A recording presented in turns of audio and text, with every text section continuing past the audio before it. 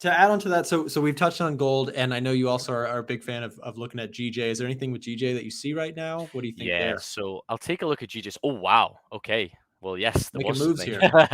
Yeah. Let's take a look though. So for me, the whole of today through London session was kind of hard because we were trading at this level. Okay, so we were trading right at this level. And where is this level? Well, just look at it. There's resistance. So buying into a level where there's heavily resistance here is not really very nice. You're gonna have some troubles.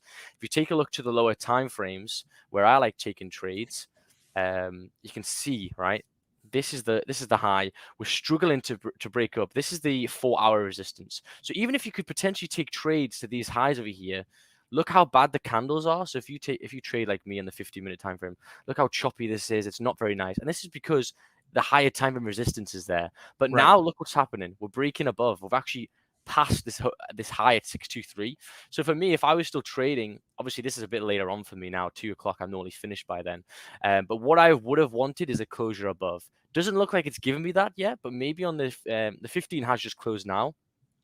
But the issue for me in my entries is that the stop loss now is way too big. 32 Right. pips on gold on GJ. Normally my stop on GJs is 10 pips. So 10 pips is pretty reasonable. To be honest with you, you could have got an impulse trade when you just broke the high and with stop loss below, because I think that was pretty reasonable. 10 pips from the low, that was pretty decent. But for me, I like closures because impulse trades can be quite risky, especially when coming into higher time frame resistance. So to be Sure. honest with you, today on GJ has been pretty poor. It has just broken up now. It is nice, but for most of the part of the day, it's been pretty bad. But if I take a look at another day that was actually pretty reasonable, later on, I'm trying to show you a potential trade that we actually took over here. I think it was maybe over here on the Monday. Yeah, so a lot of my traders over here, my students on the 50-minute time frame, we were ranging pretty hard. The higher time frames are still bullish, and look what we got. We got a beautiful 50-minute closure above resistance here. Okay, now if it's going to retest the highs, it's looking pretty good now to retest the highs because of the fact you've got a strong closure. Let's take a look at potential stop losses. So if you got in on the flip of the candle, stop loss below, you've got a 12 pip stop. That's pretty reasonable. So that's what I probably would have entered over here. I think I did enter this on stream live with a flip of the candle, stop losses below. And then we push over here. Where would I take my positions off? Well, for me, it's always at the highs because you don't know how far it's going to push from the previous resistance. And it's a bit greedy. If you hold this trade on, obviously it would have worked out this time. But if you do this 1,000 times, the amount of times you're going to hit 14 pips, that's a really good R to R. It's 1-to-1 in a space of couple two 50-minute candles is very good, a very nice. You had basically zero drawdown if you got in the flip, and that's what I look for, zero drawdown trades, because it's Yeah. good for your account, it's good for your everything. Yeah. I've got questions for you because I'm trying to think on the behalf of the audience here. So I love that one point that you made there. That was awesome. If I do this 1,000 times, that's a question you guys should ask yourself every single day when you take trades. If I do this concept 1,000 times, how's it going to work out? But I also want to ask you, so your stop loss and your take profit target here. Mhm, Let's start with the stop loss. The mhm. stop loss placement here.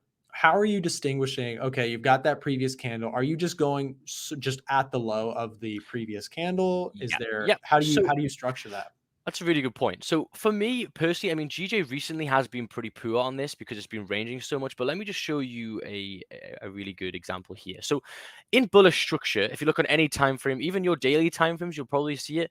You'll see this, right? So you'll see candle over here. You'll see the next one over here. It'll break the high and not the low. So it'll make higher highs, higher lows, etc., etc.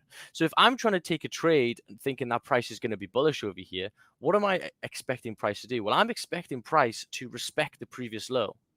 Because if it doesn't respect the previous low, then it's clearly not in a bullish move right now, and I need to get out of the trade because it's not making a higher low; it's actually making a lower low, which is not good. So if I potentially take a trade like this, like we always do, I always get in on the highs if I can, if the stop loss is better, because if you break the high, the probability we continue is a lot higher than the flip. However, if the flip stop is 12 pips, then I'll probably go on the flip as well. Mm. But my stop is obviously on the low of the candles over here, not anything anywhere further, because for the most part, I've tested this numerous times. If you break the low of the previous, the probability that you lose this trade is very big. So for me, the stop loss is always on the low of the candles. If I can't get the low of the candles, then there's basically no trade for me. And the fun thing is this happens in so many time frames. I mean, you can gold is a really good example for this. GJ is. I mean, let's take a look at the daily. Like the daily trends, look at this. Okay, so this price came above, didn't exceed the low.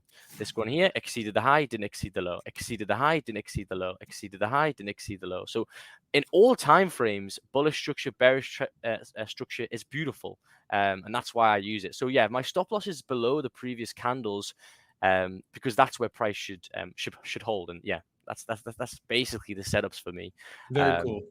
And then Yeah, for second sure. question to add on to it, your target, do you use so you obviously you mark those highs. Are you targeting candle close highs or are you targeting wick highs? Because you've got right now looks like your target there, the blue zone touches right around where the candle's closed at. Is that where you kind of close the Yeah. position? So So you it's use close. always the body. It's Okay. always the body of the candle. Yeah, I've seen it too many times. I mean, you can see here, look. So, I mean, this is just a random example over here. Let me just get rid of this. So, for example, also, I can take a look over here. I'll just show you one of our setups that we do, which you'll probably recognize this maybe on higher time frames, but support forming. So, when you get a price breakup, then you retrace back to the previous resistance. You actually make that as support now, and then you ride it back up to the high. Now, if you take a look here, this is kind of the same that happened over here. We got a breakup. We came back down. We made a support. And where did the support form? Well, on the previous support over here. Can you see to the left-hand side? So now this 50-minute candle is just closed bullish, right? So if you do exceed this high, the probability is going to continue back up to the highs. Now, if you see over here and you're greedy and you try and take this trade and try and think, you know what, I'm going to squeeze more pips up. Can you see where exactly this tapped? Exactly at the highs over here of the body of the candles. Got So it. Yeah. it's just a thing that I've seen numerous times from back testing for years. It's best to take it on the body, and if you do want to run positions, then fair enough, you can run a small position. But for me, it's always at the body of the candles for sure. But yeah, man, I think it's quite interesting though, because a lot of people at the start of their trading career will try and hold this on, go, oh, it's going to continue, being a bit greedy. And then when it comes and hits your break even, you're like, damn, I was up, 10 pips. I should have taken that. Was a good 1-to-1 RR and stuff. But that's one of the lessons you got to learn, Yeah, no, I love it. Those were excellent points, and we had some people in the chat who said, that they're happy to hear this sort of thing. So this is awesome. I mean, the educational content is, primary stuff. Because the thing is, guys, Yeah. you can spend so much time just kind of chasing the moves all the time. You can be chasing after the glory, trying to catch money right now. But if you don't take the time to really analyze what's working, what's not working, and as you mentioned, back testing extensively, it's going to be tough to ever actually turn a profit in the live markets. So with that said, GJ, right now, I wanted to ask one more question with this. You mentioned earlier, obviously, we've gotten the 15-minute chart. You got a nice move going on right now. If it were to pull back, is that a sort of trade that you would be looking to take? Because personally, I like it. Yep. But 15-minute chart, what do you think there? Like, let's say it pulls back. How would you approach that trade theoretically? So for me, what I'd potentially want to do now, so we've actually ran up pretty nicely over here, 32 pips. All I'm wanting to do is take 10 pips out of the market, right? So if I had to, let me just get rid of all of this. I'm going to make this clean for you guys, okay? I'm just going to leave the daily and the 4-hour flips on. So what would I potentially want now is maybe in the next 50 minutes or so to come back to previous resistance to make support to then ride it back up again. So like up here, like at 156,624, potentially to come back down, maybe some bearish candles, so something like this. Okay, 1 second. So 1 second. So we come down here nicely like this. And then now we start getting potentially a support forming, just like I showed you before in that setup over here. And then this should be my candle confirmation. 1 second. Let me get this a bit better. This will be my candle confirmation. We're making some support closing, still above our resistance zone. And then what I would potentially look for now is a potential trade if this next candle makes the low wick, doesn't exceed the low, and then exceeds the high. And then I'll get in there with stop loss below like this. So I'll get in on the high, stop loss below, and then to ride it back up. And as I said, if I can squeeze 10 to 12 pips at these highs, beautiful, and then I'll leave a little runner. Now, where I've actually marked over here, 157,057 is not just a random thing. It's obviously psychological levels at 157. But if you take a look on the left-hand side, because I always look at the left, because what if price did something before, the probability that it does it again is pretty reasonable, okay? So can you see over here, right? This line here is where we're at right now, okay? So can you see how many times have we rejected off it? Well, we got some potential rejections here, here, here. But what happens when we drive past this level, which it looks like we're doing? Well, let's take a look, right? So this candle blasted all the way back up. Where did it find its next resistance? Well, here, okay. Where did the next resistance find when we blasted up? Here, okay. So if I'm looking to take profits at potential higher time frames, maybe like what you're looking at, well, for me, 157056 is right at the next resistance. And what I always say to traders is, if your resistance is breaking, price will go to the next resistance, and the next resistance is 157057 over here. And it makes Got it. perfect sense to that level. So, and I mean, the daily time frame is looking quite interesting now, because what is happening is we actually rejected the lows pretty hard actually this week. Pretty nice rejection. We pulled down quite hard with some news, but we are coming up to these highs. I've been held for a very, very long time, and I do think potentially later on in this year we're going to get some nice buys above. If you take a look at this weekly time frame, the same thing again. What happened last week? I actually did a weekly outlook on this. So I do also look at higher time frames. And what happened? Well, price rejected. We came down. What did the last weekly candle do? Well, we closed bullish, rejecting a certain level. If you take a look at this level, you can see right here, if we draw it on in this area here, this was previous resistance. Support held over here. It's kind of a very, very key level to react off. And that's exactly what it's done. So pretty good to look at that. So I think potentially in the next couple weeks or so, we're going to get some big bullish moves on GJ for sure. But yeah, that's kind of the whole thing right now. If I was, and the thing is that I don't really trade now because this is GBP, okay? Sometimes the volume runs out, whereas I would want this 8 o'clock open. So this is London open, or potentially pre-NY has a little bit of volume as well. But now for me, it's too late on. And, you know, I think I say this for a lot of people. If you haven't traded in certain times of the day, how are you going to know how it moves? No matter how good the setup looks, how do you know how it's going to move, especially in the lower time frames, you know? Whereas you, obviously, Nick, you can hold it on for a long time. That doesn't really matter much. But for me, if I took a trade at 5 p.m. today, I have no idea how price moves then. So, yeah. Right. No, you're exactly right. There's everything in trading has I like to call it a personality. And whether you're talking about a chart, right? GJ has a different personality than gold. Gold has a different personality than UJ, right? All these charts have different personalities. And not only that, but so do the time frames. The time frames have different personalities. Some things are very strong in the open.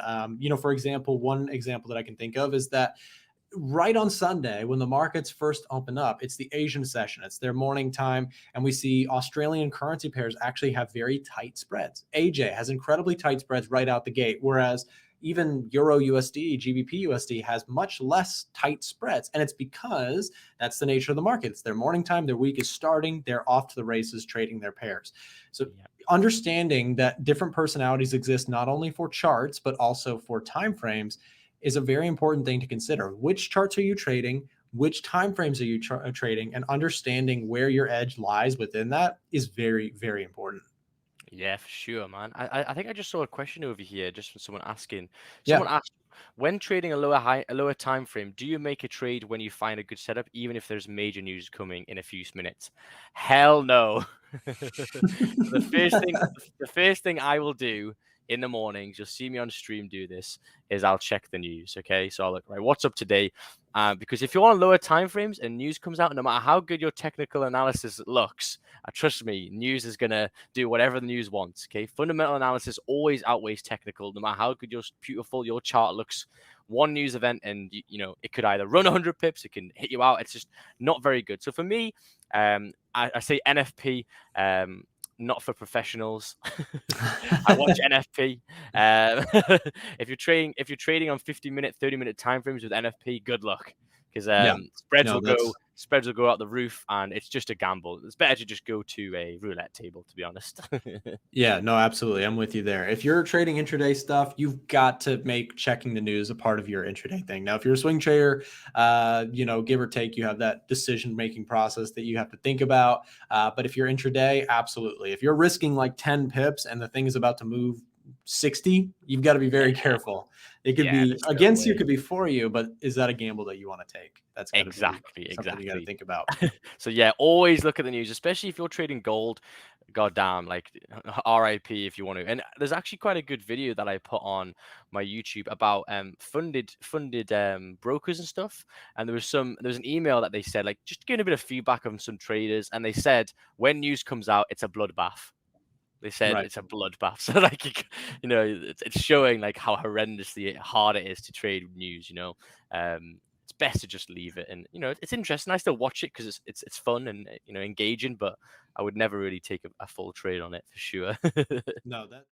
If you're an aspiring technical day trader or swing trader when it comes to Forex, we've got something cool, completely free for you. We're going to be handing out our technical analysis handbook, which comes with tons of strategies, techniques, entries, exits for you to check out and to try in your trading on a demo account, see if they work for you. All you have to do is use the link down below in the description. Send the word handbook to our team on Telegram and we'll send you a free copy. Again, all you got to do, swipe up, send the word handbook to our team, and we'll send you a copy of our technical analysis handbook, completely free.